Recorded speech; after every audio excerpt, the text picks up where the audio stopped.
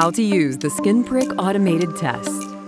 Turn on the device and log in to start a new test or to continue the previous one. Start a new test by loading 12 sterile lancets into the device.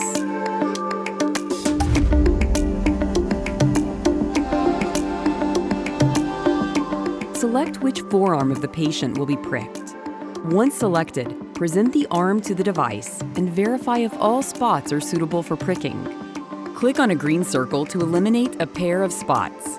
Next, select the allergens that are relevant for the current test, or simply select one of your predefined allergen panels.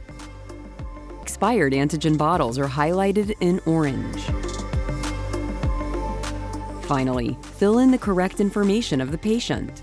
To start the prick test, present the patient's arm to the device and position the arm following the instructions on screen. Hold the patient's arm in place to prevent any unforeseen movements during the prick test. Once the test is finished, validate that on each prick location a drop is present and dab the arm dry with a clean tissue. After pricking, wait the appropriate 15 minutes before taking images of the arm to assess the magnitude of the skin reaction. During this time, a new prick test with the next patient can be performed. To continue with the first patient, start the imaging process by pressing the countdown timer on the main screen. Present the patient's arm to the device and align the green dots with the pricked spots. Press the button to start imaging. The images will automatically be available for review in the web viewer, together with an aggregated composite image.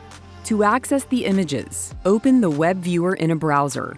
Select a test from the overview to proceed to the results section. Annotate the images with the test results. Images and results can be exported into a PDF report that can be added to the patient's medical file and accessed or downloaded at any time.